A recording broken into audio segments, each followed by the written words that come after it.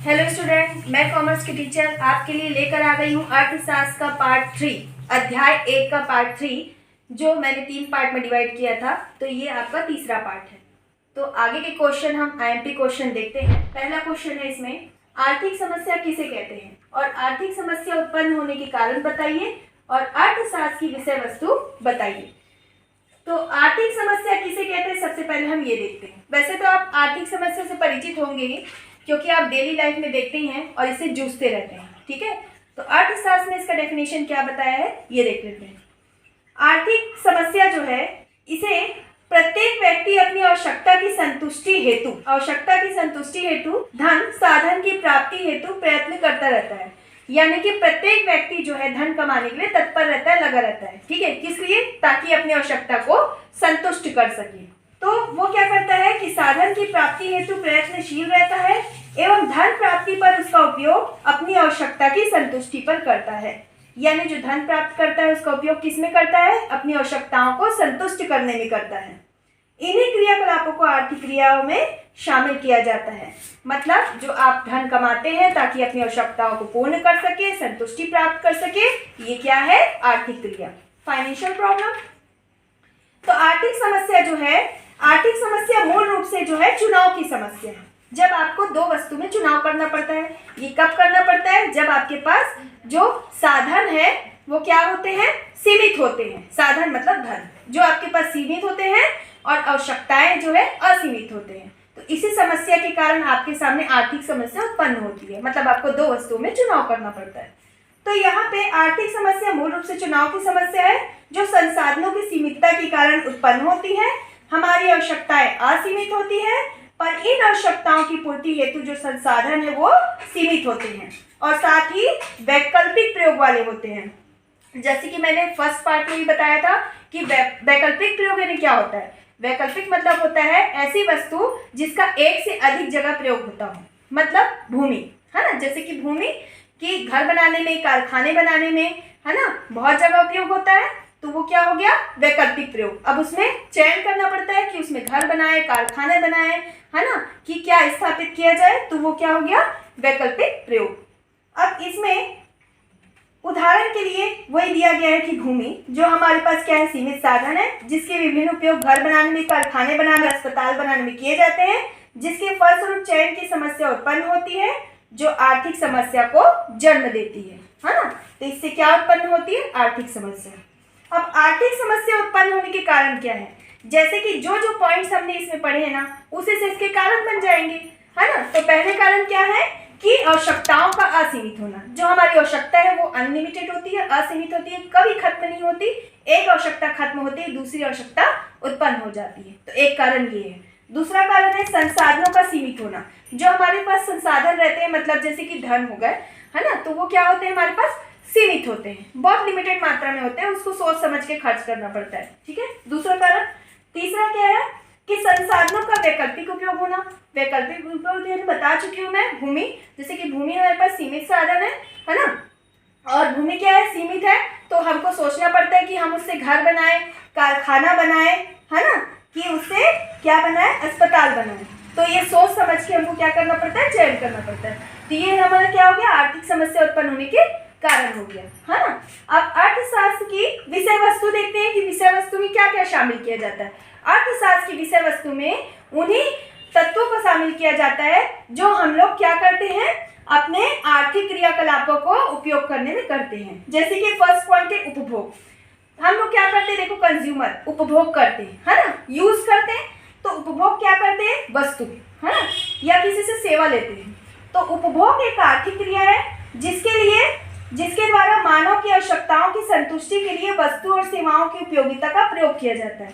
यानी कि मानव की जो आवश्यकता होती है उसको संतुष्ट करने के लिए क्या किया जाता है? वस्तुओं और सेवाओं का उपयोग किया जाता है, उसका प्रयोग किया जाता है। तो ये क्या हो गया? आपका उपभोग, है ना। अब उपभोग जो है उसको करने के लिए पहले सबसे पहले तो उत्पादन करना जरूरी है, क्योंकि उत्पादन होगा, प्रोडक्शन होगा, सामान बन के तैयार होगा, तभी तो आप उस वस्तु का उपभोग कर पाएंगे, है ना। तो इसलिए उसके लिए प्रोडक्शन भी जरूरी है। तो ये क्या हो गया? शास्त्र की विषय वस्तु। तो दूसरा पॉइंट क्या है? उत्पादन। उत्पादन के साधन में भूमि आते हैं, पूंजी आते हैं, श्रम आते हैं, साहस आते हैं, संगठन आते हैं, है ना। तो ये सब पॉइंट जो है इसमें शामिल किए जाते हैं जो उत्पादन के साधन है। मतलब अगर आपको प्रोडक्शन करना है, उत्पादन करना है, तो आपको सबसे पहले क्या चाहिए? भूमि चाहिए, मतलब लैंड, जमीन चाहिए जहाँ पे आप सामान बना के तैयार करेंगे, है ना। फिर क्या चाहिए? पूंजी। अब कुछ भी सामान बनाना है तो उसके लिए पूंजी तो जरूरी है, पूंजी तो लगेगा ही, उसके बिना तो काम नहीं होगा, है ना। तीसरा क्या? श्रम। श्रम मतलब लेबर, श्रमिक। श्रमिक चाहिए काम करवाने के लिए। आप घर ही बनवा रहे हैं तो घर बनाने के लिए लेबर तो चाहिए ना बहुत सारे, तभी तो काम करवाएंगे, है ना। फिर साहस। साहस मतलब अगर आप दृढ़ संकल्प के साथ उस कार्य में लगे हैं, है ना, तो वो आपका साहस है। तो ये सब चीज जो है, और संगठन। संगठन यानी व्यक्तियों का जो समूह चाहिए काम करवाने के लिए। तो इस प्रकार से उत्पादन के लिए आपको ये सभी चीज साधन के रूप में चाहिए होते हैं, है ना। फिर आता है विनिमय। अब विनिमय क्या है कि जब किसी एक वस्तु या सेवा के बदले दूसरी वस्तु या सेवा का जो लेन देन होता है उसे क्या कहते हैं? विनिमय कहते हैं, है ना। तो ये भी आपके अर्थशास्त्र की विषय वस्तु है। फिर अगला पॉइंट है वितरण। वितरण मतलब डिस्ट्रीब्यूशन, मतलब जो बांटना सामान को, है ना। वितरण का आशय है कि राष्ट्रीय आय का उत्पादन जो है वो संसाधनों में, जैसे कि भूमि, पूंजी, श्रम, साहस, संगठन में वितरण करना होता है ना। तो ये क्या हो गया? वितरण। अब क्या है नेक्स्ट पॉइंट? सार्वजनिक वित्त, यानी कि अर्थव्यवस्था की कुशल व्यवस्था के लिए सरकार के द्वारा जिन भी क्रियाओं को किया जाता है, जैसे कि सरकारी बजट बनाना, सार्वजनिक आय व्यय का लेखा जोखा रखना, ये सब जो किस में आता है? सार्वजनिक वित्त, है ना। फिर नेक्स्ट जो है अगला क्वेश्चन कि अर्थव्यवस्था का अर्थ बताइए तथा गतिविधियों को बताइए, है ना, कि अर्थव्यवस्था का जो अर्थ है और गतिविधियां क्या क्या है। तो अर्थव्यवस्था एक ऐसी विधि है जिसके अंतर्गत लोग क्या करते हैं? उत्पादन करते हैं, विनिमय करते हैं, वितरण करते हैं। इन सब प्रक्रिया के माध्यम से क्या करते हैं? अपनी आवश्यकताओं की पूर्ति करते हैं, है ना। और इसके लिए आजीविका अर्जित करते हैं, है ना। और दूसरे शब्दों में अर्थव्यवस्था सभी आर्थिक क्रियाओं का कुल योग होता है। परिभाषा में बताया गया है कि अर्थव्यवस्था से आशय एक ऐसे क्षेत्र से है जो उन सब उत्पादन की इकाइयों से समूह से है जिनसे लोग जो है रोजी कमाते हैं, मतलब रोजी कमाने के लिए लगे रहते हैं, है ना। फिर क्या है? गतिविधियां। गतिविधियां में क्या शामिल किया जाता है? जैसे कि उत्पादन, उपभोग, पूंजी निर्माण आदि। ये अर्थव्यवस्था की ऐसी प्रणाली है जो लोगों को जीविका यानी रोजी प्रदान करती है। मतलब जीविका यानी रोजी प्रदान करने के लिए जो भी लोग कार्य करते रहते हैं ना, जैसे कि इकाइयों में क्या करते हैं? उत्पादन करते हैं, है ना, विनिमय करते हैं, वितरण करते हैं। ये सब प्रक्रिया के माध्यम से अपनी आवश्यकताओं को पूर्ण करते हैं। तो यही सब किस में आता है? अर्थव्यवस्था में तो आता है, अर्थव्यवस्था को चलाने के लिए, है ना। तो ये हमारा रहा क्या कि आर्थिक समस्या, पहला क्वेश्चन।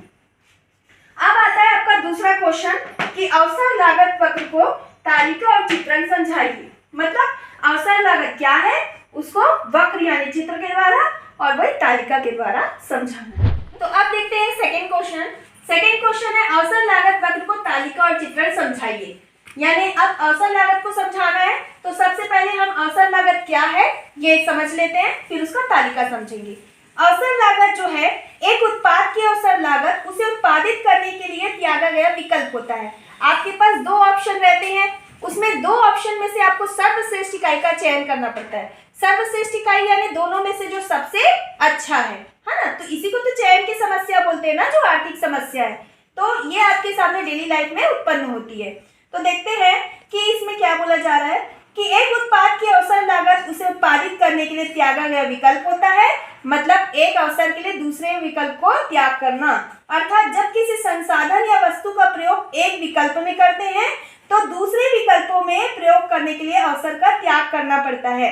तो उसे क्या कहते हैं? अवसर लागत। फॉर एग्जाम्पल लेते हैं चाय और कॉफी का। जैसे आपको चाय का उत्पादन करना है तो कॉफी के उत्पादन को त्याग करना पड़ेगा, और कॉफी का उत्पादन बढ़ाना है तो चाय के उत्पादन को त्यागना पड़ेगा।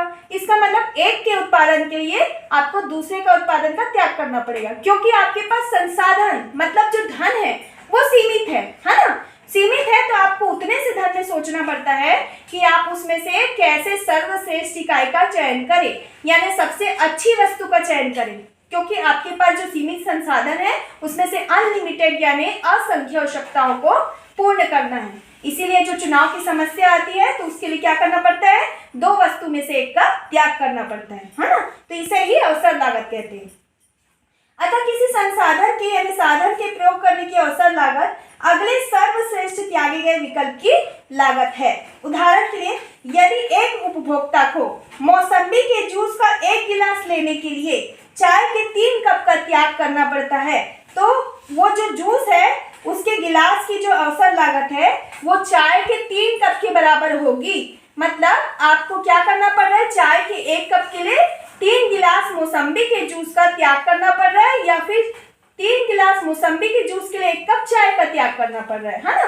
तो ये आपका क्या हो गया, अवसर लागत, है ना। अब इसे हम यहाँ निम्न एग्जाम्पल से समझते हैं, जहाँ पे गेहूं और टीवी का एग्जाम्पल देके बताया गया है ना। तो गेहूं और टीवी के एग्जाम्पल के द्वारा हम इसे समझेंगे। जैसे यहाँ बताया गया है सबसे पहले कि उत्पादन संभावना क्या बन रही है, ठीक है। और गेहूं लाख टन में, टीवी 1000 में, गेहूं की सीमांत अवसर लागत 1000 टीवी में, ठीक है। अब सबसे पहले देखते हैं कि उत्पादन संभावना। उत्पादन संभावना मतलब किस चीज का उत्पादन का कितना संभावना है। जैसे कि वस्तु का आप नाम ले सकते हैं, तो यहाँ जैसे लिया गया है क्या, ABCDEF तक लिया गया है ना, ये उत्पादन का संभावना है। अब यहाँ देखते हैं कि गेहूं लाख टन में, गेहूं लाख टन में कितना उत्पादन हो रहा है। तो फॉर एग्जांपल शुरू में तो आप कुछ गेहूं का उत्पादन नहीं कर रहे हैं, तो इसलिए शुरू में नहीं कर रहे हैं तो आपका यहाँ पे क्या आएगा, 0, ठीक है। तो आप गेहूं का उत्पादन नहीं कर रहे हैं तो आप किसका उत्पादन कर रहे हैं, है ना। तो वहां पे आप कर रहे हैं टीवी का उत्पादन। तो टीवी का उत्पादन मान लो आप कितना कर रहे हैं, 15, ठीक। मतलब आपने जो पूरा पैसा है वो टीवी के उत्पादन में लगा दिया, ठीक। तो यहाँ आपका उत्पादन 0 हो गया, मतलब आपका उत्पादन यहाँ बिल्कुल नहीं हुआ, ठीक है। तो अब आप क्या किए कि कस्टमर से ना डिमांड आया, किस चीज का डिमांड आया कि नहीं हमें गेहूं चाहिए। तो हमको लगा कि नहीं गेहूं की डिमांड बढ़ रही है और टीवी की डिमांड कम हो रही है, तो हम क्या किए, अब पैसा तो हमारे पास कम है, सीमित है संसाधन, तो हम क्या करेंगे कि कुछ टीवी का उत्पादन यहाँ कम करेंगे, क्योंकि अगर टीवी का उत्पादन कम करेंगे तो इधर से जो पैसा बचेगा वो पैसा हम इधर इन्वेस्ट करेंगे, तब जाके हम इधर क्या करेंगे, उत्पादन कर पाएंगे, है ना। तो हम क्या किए कि टीवी का उत्पादन जो 15 कर रहे थे उसको 1 कम करके 14 कर दिए, ठीक। तो जो 1 टीवी का पैसा बचा वो 1 टीवी का पैसा हमने इधर फंसाया, ठीक। तो वो 1 टीवी का पैसा इधर फंसाया, तो यहाँ पे गेहूं का उत्पादन कितना हो गया, 1, है ना। गेहूं का उत्पादन लाख टन में किया जा रहा है, इसलिए 1 लाख टन, ठीक है। और टीवी का 1000 में किया जा रहा है तो 14000, ठीक। अब समझते हैं कि यहाँ पे कस्टमर से और थोड़ा डिमांड आने लगी कि नहीं हमको गेहूं का जो उत्पादन है और चाहिए, ठीक है। तो क्या हुआ कि यहाँ पे टीवी का पैसा और थोड़ा बचाना पड़ेगा, है ना, टीवी का उत्पादन कम करना पड़ेगा। तो यहाँ पे 14 से टीवी का उत्पादन 13 कर दिया गया। अब 2 टीवी का पैसा बच गया, तो 2 टीवी का पैसा बचा, तो यहाँ पे गेहूं का उत्पादन जो 1 से बढ़कर क्या हो गया, 2 हो गया, ठीक है। अब यहाँ पे ऐसे ही कम करते गए, है ना, एक एक टीवी का पैसा बचाते गए और उस एक एक टीवी के पैसे को यहाँ फंसाते गए, है ना। तो यहाँ पे फिर क्या हुआ, 13 से यहाँ पे क्या हो गया, 12 हो गया, है ना। फिर यहाँ पे क्या हो गया, 11 हो गया, है ना। इस तरीके से ये कम होते गया, ठीक है। फिर आपका यहाँ पे 11 के बाद कितना हो जाएगा, 10 हो जाएगा, ठीक। इस तरीके से आपने क्या किया, टीवी के उत्पादन को कम किया, ठीक। अब टीवी के उत्पादन को कम करने के बाद इधर जो उत्पादन आपका बढ़ते जाएगा। तो यहाँ से 2 से कितना हो गया, 3 हो गया, है ना। फिर 4 हो गया, फिर 5 हो गया। इस तरीके से आपने देखा कि आपने शुरू में क्या है, बिल्कुल यहाँ पे उत्पादन नहीं किया, यहाँ पे पूरा उत्पादन का पैसा फंसाया। उसी तरीके से यहाँ आपने क्या किया कि पूरा उत्पादन का पैसा आपने क्या किया, यहाँ लगाया, ठीक। तो लास्ट में आपका यहाँ पे क्या आना चाहिए था, 0 आना चाहिए था, ठीक है। तो इसे 0 तो आया नहीं है, तो इसे हम एक और तालिका से समझते हैं, जहाँ पे आखिरी कुछ ऐसे लेंगे जहाँ पे आपका तालिका में लास्ट 0 आए, ठीक। आप एग्जाम्पल ले रहे हैं तो कुछ ऐसा लीजिए कि लास्ट में आपका पूरा 0 आ जाए, ठीक है। तो हम थोड़ा सा यहाँ संशोधन करते हैं, जो आपका यहाँ 13 से था इसको मिटा के हम थोड़ा सा चेंजेस करते हैं। जो 14 था यहाँ पे क्या करते हैं, 12 करते हैं। मतलब कि हमने क्या किया, 14 से यहाँ पे 2 टीवी का उत्पादन कम करके 12 कर दिया, ठीक है। अब यहाँ पे 12 किया, तो यहाँ पे फिर 9 किया और यहाँ पे 5 किया और यहाँ पे उत्पादन बिल्कुल खत्म कर दिया।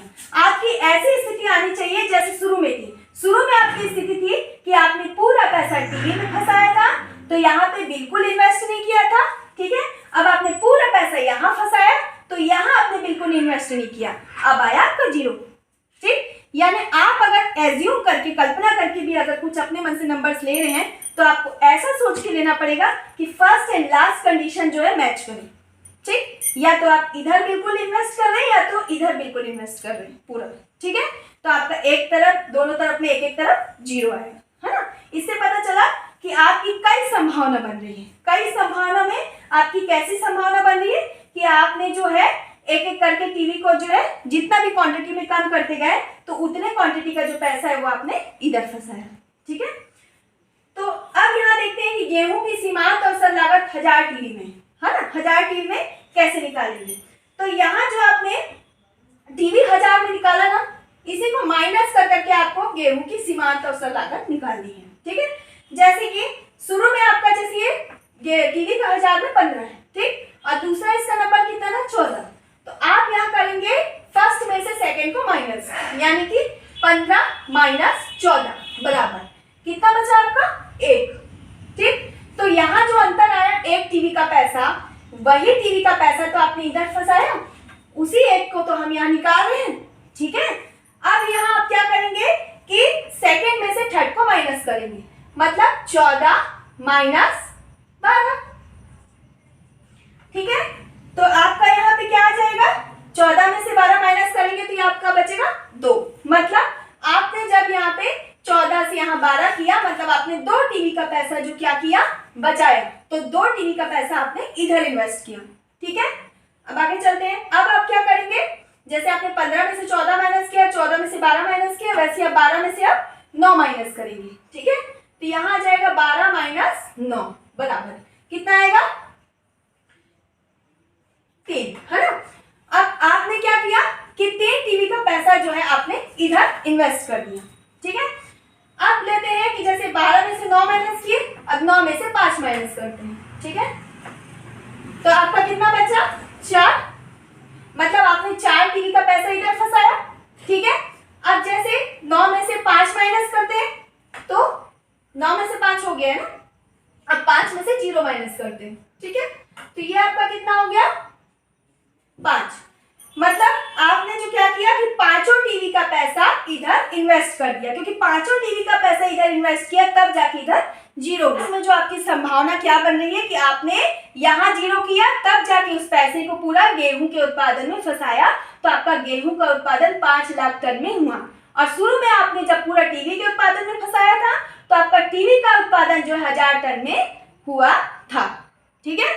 तो इस तरीके से जो आपने क्या किया अवसर लागत को समझा, है ना। अब इसे हम चित्र के द्वारा भी समझते हैं। चित्र में देखते हैं, इस तरीके से आप पहले एक लंब रेखा खींचेंगे, फिर एक आधार रेखा खींचेंगे, है ना। अब ये जो दोनों को जोड़ने वाली जो बीच की रेखा है, यहाँ पे क्या कहलाएगा 0, ठीक है। और यहाँ पे आपका आ जाएगा y, और यहाँ पे आ जाएगा x। एक वक्र में आपको इसको तालिका को प्रदर्शित करना है, ठीक है। तो यहाँ पे हम लोग गेहूं के उत्पादन को दिखा देते हैं, ठीक है, और यहाँ पे हम लोग दिखा देते हैं टीवी के उत्पादन को, ठीक। अब गेहूं के उत्पादन का जो नंबर था 0 से लेकर 5 तक, वो आपको गेहूं की साइड में दिखाना है। 0 तो आपको ऑलरेडी मेंशन है, आपको 1 से 5 तक नंबर यहाँ पे मेंशन करने हैं, 1 2 3 4 5, ठीक है। यहाँ पे आपको दिखाने हैं टीवी के उत्पादन, है ना। टीवी के उत्पादन जो है 0 से आपके लास्ट 15 तक गए थे, तो आपको ये पूरे नंबर्स यहाँ शो कर सकते हैं, या फिर कुछ ऐसे 5-5 के ऐसे कुछ डिफरेंस अमाउंट भी यहाँ बना के आप लिख सकते हैं, ठीक है। तो यहाँ जो दिए मैं वही नंबर शो कर देती हूँ। तो 0 तो लिखा ही हुआ था, अब यहाँ से 5, ठीक है, फिर ये 9, फिर ये 12, फिर ये 14, फिर ये हो गया 15, ठीक है, ये दिखा दिए। अब आपको इसको क्या दिखाना है कि आपका जो उत्पादन था, कि जैसे जैसे आपने टीवी के उत्पादन को कम किया, मतलब त्यागा, तो आपने गेहूं के उत्पादन को बढ़ाया, मतलब आपको एक के उत्पादन के लिए क्या करना पड़ा, दूसरे का त्याग करना पड़ा। यही अवसर लागत है कि 2 विकल्प में से आपने एक विकल्प को चुना, तो दूसरे विकल्प का त्याग किया, है ना। अब इसे हम चित्र में देख रहे हैं, तो चित्र में आपको दिखाना है कि आपने कहाँ कहाँ त्याग किया। जैसे 0 के सामने आपका 15 था ना, है ना, और 1 के सामने 14 था, तो सामने सामने आपको इसमें मैच करके दिखाना है। ठीक है, 1 के सामने 14 है, अब आपका 1 कहाँ है, ये है। ठीक है, अब आपका 14 कहाँ है, ये है। ठीक, तो अब 14 से 1 को मैच कर दो। क्लियर। अब आगे देखते हैं 2 के सामने कितना है, 12, तो ये 2 नंबर है ना, और ये 12 नंबर है, तो ये 2 से आप क्या करो, 12 को मैच कर दो। क्लियर। आगे बढ़ते हैं 3 के आगे कितना है, 9, तो 3 से 9 को मैच करो, ये 3 है और ये 9 है। ठीक, 3 से ये 9 मैच हो गया। ठीक है, अब देखते हैं 4 के सामने कितना है, 5, तो ये हो गया, ये 4 हो गया और ये आपका 5 हो गया। ठीक है, अच्छा आप देखेंगे हमने यहां से लेकर यहां तक सारे चीज को मैच किया, फर्स्ट एंड लास्ट को नहीं किया। देखते हैं, यहां था 0, यहां था 15, 0 यहां है और 15 यहां है, तो ये जो लाइन जा रहा है, ये 0 से 15, ये इसी लाइन को तो कवर कर रहा है। यहां के लिए हम ऐसे लाइन थोड़ी खींच सकते हैं, है ना, ये इसी लाइन को पूरा कवर कर रहा है, मैच कर रहा है। लास्ट का लाइन 5 से 0, ठीक, तो ये 5 है, ये 0 है, ये भी तो इस लाइन को कवर कर रहा है, इसके लिए भी हम ऐसे लाइन थोड़ी खींच सकते हैं। ठीक, ये जो 2 संभावना बन रही थी, यहाँ हमने उत्पादन बिल्कुल एक ही जगह किया, सारा पैसा एक ही जगह इन्वेस्ट किया और एक जगह बिल्कुल उत्पादन को बंद ही कर दिया, रोक दिया उत्पादन को। ये दोनों अवस्था ऐसी हो रही थी, तो इसी कारण इसका जो है ये अलग से लाइन ना बन के आपका इसी में जो है वो मैच हो गया। ठीक है, अब हमको यहाँ से एक लाइन ऐसे ऊपर से नीचे ऐसे इसको कट करते हुए, मतलब इसमें टच करते हुए ऐसे आपको खींचना है ना।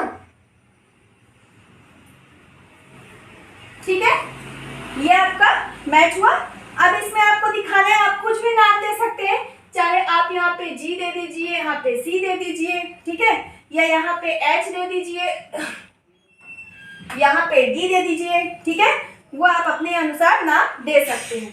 फिर उसके अनुसार आप यहाँ पे E दे दीजिए, यहाँ पे F दे दीजिए। ठीक है, तो इससे आप ये बताएंगे कि इसमें जो पीपी वक्र है वो अवसर लागत, जो चित्र बनाए हैं हम लोग, पीपी वक्र मतलब प्रोडक्शन पॉसिबिलिटी। ठीक है, प्रोडक्शन पॉसिबिलिटी या अवसर लागत को बोलेंगे अपॉर्चुनिटी कॉस्ट, यानी आपके सामने जो है ऑप्शन आते हैं अपॉर्चुनिटी के चुनाव के, है ना, तो ये हम लोग क्या बता रहे हैं, प्रोडक्शन पॉसिबिलिटी बता रहे हैं कि आपकी प्रोडक्शन पॉसिबिलिटी कैसी बन रही है, अवसर लागत की। ठीक है, ये अवसर लागत का आपका चित्र हो गया, तो इसे हम इससे समझ सकते हैं। तो आपको समझ आया अवसर लागत क्या है। ठीक, अब नेक्स्ट क्वेश्चन देखते हैं, अर्थव्यवस्था की केंद्रीय समस्याएं समझाइए। अब अर्थव्यवस्था की केंद्रीय समस्या जो है वो आर्थिक समस्या ही है, जो हम लोग पहले समझ चुके हैं, तो रिपीटेड कर रही हूँ, पहले जो मैंने टॉपिक बताया था उसी से कनेक्टेड है। ठीक है, तो देखते हैं अर्थव्यवस्था की केंद्रीय समस्या।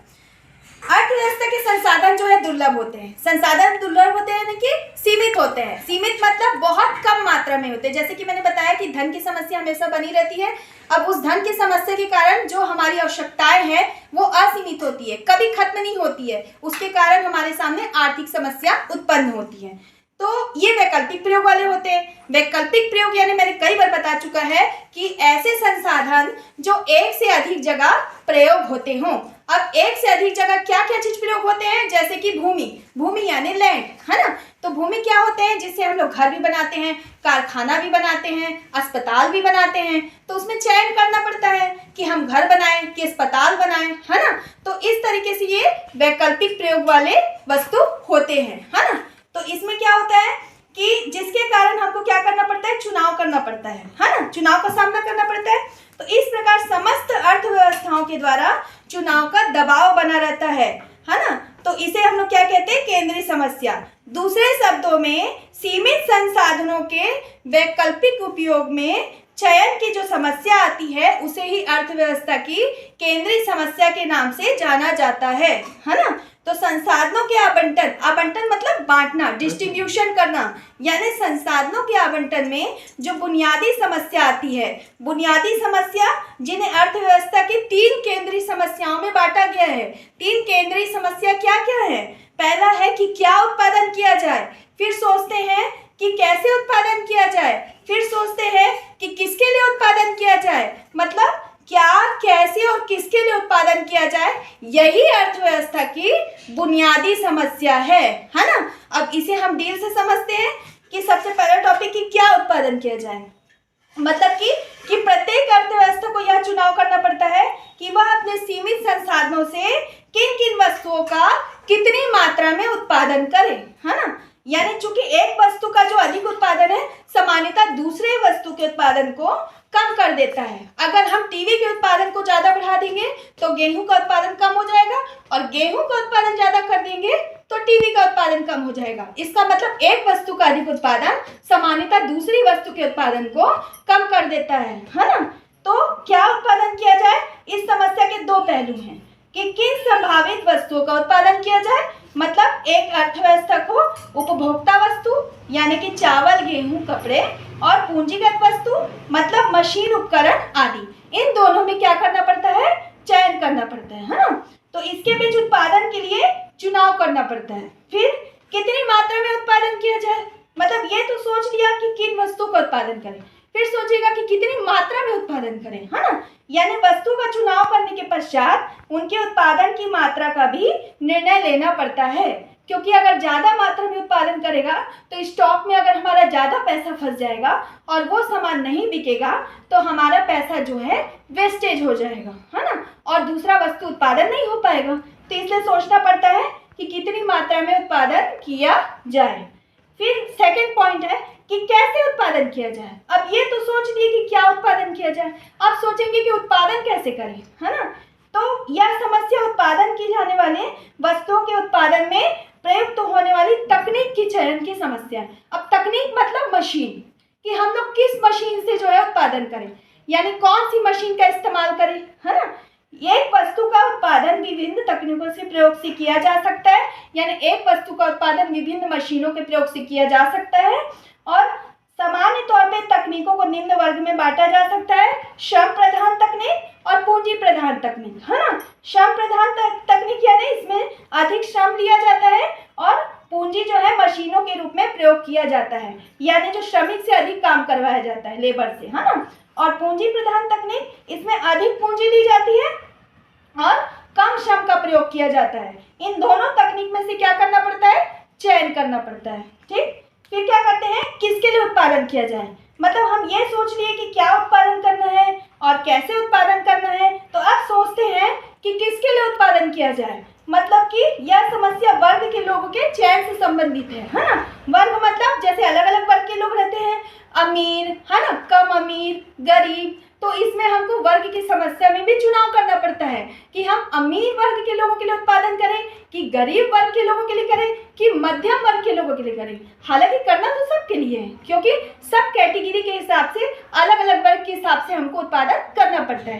ताकि देखते हैं आप, जैसे कि फॉर एग्जाम्पल ये ले लें चीज़ का पैकेट, ठीक है। चीज़ का पैकेट आपका बड़े पैकेट में भी आता है और छोटे में भी आता है, क्यों, ताकि गरीब लोग भी खरीद सकें, मतलब जो मध्यम वर्ग के लोग हैं, अगर कम छोटे पैकेट में लाएगा जैसे 15 रुपए में, तो वो कोई भी खरीद लेगा, है ना, मध्यम वर्ग का। लेकिन जो अमीर है वो आपका 50, 60, 100 रुपए ऐसे पैकेट आएंगे तो उसमें खरीदेंगे। तो ये सभी वर्ग के हिसाब से कैटेगरी में वो प्रोडक्शन करके डिवाइड करता है ना। तो ये होता है कि किसके लिए उत्पादन किया जाए, तो एक अर्थव्यवस्था में विभिन्न वर्ग के लोग, गरीब, कम अमीर, अमीर रहते हैं, जिनकी क्रय शक्ति भिन्न भिन्न होती है, मतलब खरीदने की शक्ति अलग अलग होती है, इसलिए जिनके बीच आय का वितरण किया जाना होता है। दूसरे शब्दों में यह समस्या उत्पादन के साधन मतलब भूमि, श्रम, पूंजी, साहस के बीच आय के वितरण से संबंधित है, जो कि उत्पादन प्रक्रिया में योगदान देते हैं। तो ये आपको क्या हो गया, अर्थव्यवस्था की केंद्रीय समस्या। क्वेश्चन 4 नंबर का उत्पादन संभावना वक्र या फ्रंटियर सीमा वक्र, उसको चित्र व तालिका द्वारा समझाइए, है ना। तो इससे पहले हम इसका भी डेफिनेशन देख लेते हैं कि उत्पादन संभावना वक्र है क्या। किसी देश की अर्थव्यवस्था के पास एक व्यक्ति की भांति सीमित संसाधन होते हैं, यानी कि संसाधन मतलब धन जो है सीमित होते हैं। देश में भी समाज को संतुष्ट करने के लिए बहुत सारे कार्यों को करना पड़ता है। तो आधारभूत जो आर्थिक समस्या है वो साधनों के वैकल्पिक उपयोग के भी चयन करना पड़ता है, और साधनों की सीमितता के कारण समाज को अनेक प्रयोग के संबंध में किफायत यानी कंजूसी करनी पड़ती है।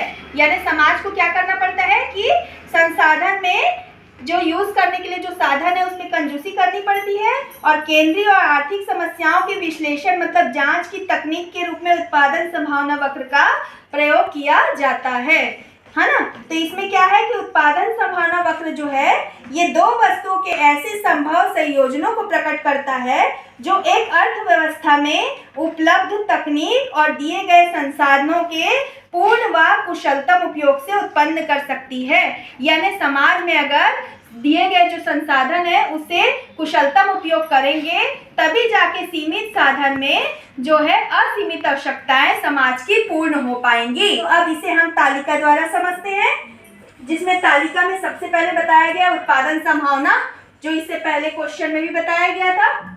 उत्पादन संभावना में जैसे ए से लेकर एफ तक हमारी संभावना बन रही है, तो इसमें भी हमने टीवी और गेहूं का यहाँ पे एग्जांपल दिया गया है। तो टीवी जैसे 1000 में मान लो उत्पादन किया जा रहा है, यहाँ पे 5000 में, ठीक है। तो यहाँ पे गेहूं का उत्पादन बिल्कुल रोक दिया जा रहा है क्योंकि पूरा इन्वेस्ट यहाँ किया जा रहा है। तो यहाँ पे पूरा पैसा अगर लगाएंगे, इन्वेस्ट करेंगे, तो यहाँ बिल्कुल उत्पादन रुक गया। प्रोडक्शन पॉसिबिलिटी क्या हो गई, यहाँ पे बिल्कुल रुक गई, है ना। अब नेक्स्ट देखते हैं कि अब कस्टमर से क्या आया, डिमांड आया कि नहीं गेहूं के उत्पादन चाहिए, गेहूं चाहिए कस्टमर को। तो हम क्या करेंगे, जब यहाँ से पैसा बचाएंगे तभी तो यहाँ इन्वेस्ट करेंगे।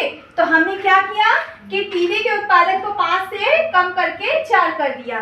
तो उस एक टीवी के पैसे को हमने गेहूं में फंसाया। तो गेहूं का उत्पादन कितना हो गया, 5 लाख टन में हो गया, ठीक है। फिर धीरे धीरे जो डिमांड बढ़ते गया कस्टमर का कि गेहूं जो और चाहिए, है ना। तो यहाँ पे टीवी के उत्पादन को हम कम करते गए। तो यहाँ पे टीवी के उत्पादन को 4 से फिर कितना किया, 3 किया, है ना।